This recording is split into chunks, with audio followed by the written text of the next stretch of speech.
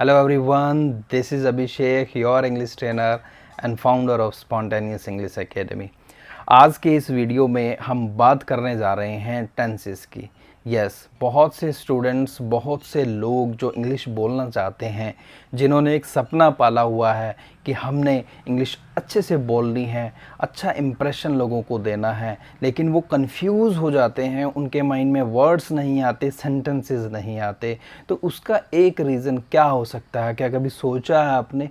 उसका एक रीज़न हो सकता है कि आपके टेंसेस वीक हों, आपका ग्रामर का पोर्शन वीक हो। बहुत सारी वीडियोस आपने देखी होंगी और उन वीडियोस में क्या कहते हैं कि टेंसेस की ज़रूरत ही नहीं होती, ग्रामर की ज़रूरत ही नहीं होती।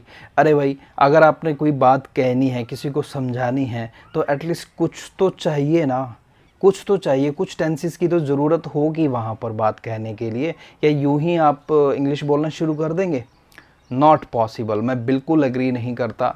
मैं कहता हूँ कि लिटिल बिट, थोड़ी बहुत ग्रामर की बेसिक जानकारी होना बहुत ज़रूरी है, और उस जानकारी में टेंसेस का नंबर 1 आता है। कि टेंसेस अगर आपको थोड़े से आते हैं, अच्छे से अगर आप इसको सीख लेते हैं, तो आप अपने सेंटेंसेस बना सकते हैं। ये बड़ा ही आसान है, इसमें कोई बड़ी बात नहीं है, कोई बहुत ही मुश्किल ये चीज़ें होने वाली नहीं हैं। शुरुआत में हो सकता है बहुत से लोगों को ना आए समझ में, शुरुआत में बहुत से बच्चे कंफ्यूज रहते हैं। आज की इस वीडियो में आपका सारा कंफ्यूजन जो है वो दूर हो जाएगा। बात करते हैं टेंसेस की। तो फर्स्ट क्वेश्चन यही आता है कि टेंसेस होता क्या है? टेंसेस होता क्या? What is tense? Actually tense is time. Alright, tense is time. Don't get confused, don't go into long definitions of this word. There is no need. Tense होता क्या है? Tense is time. और आपको अच्छे से पता है कि टाइम को हम 3 कैटेगरीज में डिवाइड कर सकते हैं। कौन सी कैटेगरी हैं? फर्स्ट, प्रेजेंट, यानी कि जो समय अभी चल रहा है वो प्रेजेंट है। और दूसरा, पास्ट, जो समय बीत चुका है। जो भी प्रेजेंट टाइम बीत जाता है वो पास्ट में कन्वर्ट हो जाता है। और एक थर्ड जो टाइम है वो एक हमारी इमेजिनेशन होती है। क्या होती है? इमेजिनेशन होती है। उसमें हम सिर्फ गेस करते हैं, इमेजिनेट करते हैं, उसमें हम प्लानिंग बनाते हैं। उसको कहते हैं फ्यूचर टाइम, जो कि कोई निश्चित नहीं होता, कोई सर्टेन नहीं होता। ऑलराइट, तो टाइम को हमने डिवाइड किया 3 कैटेगरीज में, प्रेजेंट, पास्ट एंड फ्यूचर। आज की इस वीडियो में हम सिर्फ प्रेजेंट की बात करेंगे। देखिए, प्रेजेंट में क्या होता है? प्रेजेंट में हम किसी भी बात को 4 तरीके से लोगों के सामने कह सकते हैं। फॉर एग्जाम्पल, एक छोटा सा एग्जाम्पल लेते हैं और फिर इस बात को आगे समझते हैं कि होता क्या है। जैसे कि मैं स्कूल जाता हूँ, मैं स्कूल जाता हूँ, मैं स्कूल जा रहा हूँ। नंबर 2 सेंटेंस क्या हो गया? कि मैं स्कूल जा रहा हूँ। तीसरा हम इसको कह सकते हैं कि मैं स्कूल जा चुका हूँ। ठीक है। नंबर 4 हम इसको कह सकते हैं, मैं सुबह से स्कूल जा रहा हूँ, या मैं कई सालों से स्कूल जा रहा हूँ। ठीक है। तो एक बात को आप 4 तरीके से कह सकते हैं। वही 4 तरीके 4 प्रकार के टेंस बन जाते हैं। जैसे कि नंबर 1 प्रेजेंट इंडेफिनिट, फिर आता है प्रेजेंट कॉन्टिन्यूअस, जिसमें कॉन्टिन्यू एक्टिविटी की बात होती है। थर्ड आता है परफेक्ट टेंस, जिसके अंदर आपकी एक्टिविटी हो चुकी होती है, फिनिश हो चुकी होती है। और नंबर 4 पे आता है प्रेजेंट परफेक्ट कॉन्टिन्यूअस। ये परफेक्ट और कॉन्टिन्यूअस का कॉम्बिनेशन होता है। इट मीन्स कोई ऐसी एक्टिविटी जो काफ़ी समय पहले शुरू हुई है, या थोड़े समय पहले शुरू हुई है, या प्रेजेंट से आप कह सकें कुछ समय पास्ट में जा कर के वो शुरू हुई है और प्रेजेंट तक चलती रहती है, स्टिल कंटिन्यू स्टेट में होती है, वो प्रेजेंट परफेक्ट कैटेगरी में आ जाता है। तो आज सबसे पहले बात कर लेते हैं प्रेजेंट इंडेफिनिट टेंस की। प्रेजेंट इंडेफिनिट टेंस के अंदर वो सभी सेंटेंसेस आ जाते हैं जो आपकी डेली रूटीन से जुड़े होते हैं। जब आप मॉर्निंग में सुबह उठते हैं और रात को जब आप सोने जाते हैं, तब तक के जितने भी डेली रूटीन की जो बातें होती हैं, रूटीन वर्क जो होता है, उसको आप प्रेजेंट इंडेफिनिट टेंस की हेल्प से जो है बताते हैं। इसके अलावा यूनिवर्सल यदि ट्रूथ है, वहाँ पर कोई हैबिचुअल ट्रूथ है, तो वो भी इस कैटेगरी के अंदर आ जाता है। इसका स्ट्रक्चर जान लेते हैं। स्ट्रक्चर इसका बेहद ही आसान है।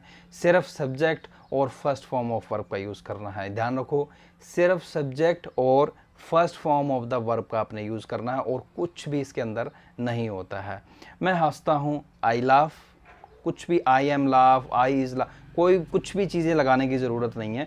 सिर्फ मैं हंसता हूँ, आई लाफ, मैं पढ़ता हूँ, आई रीड, मैं स्कूल जाता हूँ, आई गो टू स्कूल, वह हंसता है, ही लाफ्स, वह रोता है, ही वीप्स, वह पढ़ता है, ही रीड्स, वह स्कूल जाता है, ही गोज़ टू स्कूल। इस तरीके से हम बहुत सारे एग्जाम्पल्स बना सकते हैं। आइए देख लेते हैं कुछ examples. I live in Patna, मैं पटना में रहता हूँ। संजय कम्स फ्रॉम रांची, संजय रांची से आता है। She runs a beauty parlour, वह एक ब्यूटी पार्लर चलाती है। I get up at 5 AM, मैं 5 बजे सुबह उठता हूँ। My father goes to office at 9 AM, मेरे पापा सुबह 9 बजे ऑफिस चले जाते हैं या जाते हैं।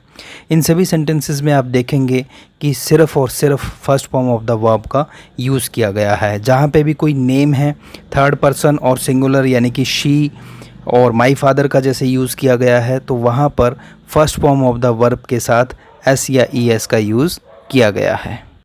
तो ये आपने देखा, ये कुछ एग्जाम्पल्स थे जो प्रेजेंट इंडेफिनिट कैटेगरी से बिलोंग करते हैं। नेगेटिव सेंटेंसेस में आपने डू नॉट और डज नॉट का यूज़ करना होता है, साथ में first form of the verb. ये स्ट्रक्चर आप देख लीजिए। यस, यहाँ पर आपको दिखाई दे रहा है do not plus first form of the verb, does not plus first form of the verb. अब डू नॉट कहाँ लगता है और डज नॉट कहाँ लगता है। सिमिलरली जैसे कि मैंने पहले बताया आपको कि ही, शी, इट या कोई नेम वहाँ पर आ जाता है, उसके साथ आप does not plus first form of the verb का यूज़ करेंगे। यदि आपके पास आई आ जाता है, वी, यू या दे आता है, तो वहाँ पर आप डू नॉट का यूज़ करेंगे। Very simple. मैं नहीं हंसता हूँ, आई डू नॉट लाफ। मैं नहीं पढ़ता हूँ, आई डू नॉट रीड। वह नहीं हंसता है, ही डज नॉट लाफ। वह नहीं पढ़ता है, he does not read. Is that clear?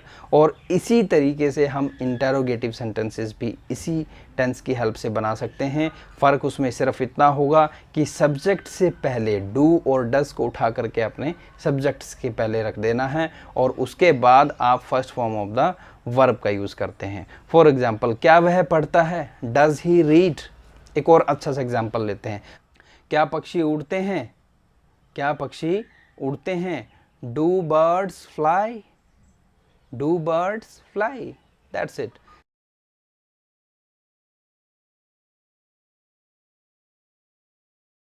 एक बार दोबारा से इस टेंस को समझ लेते हैं।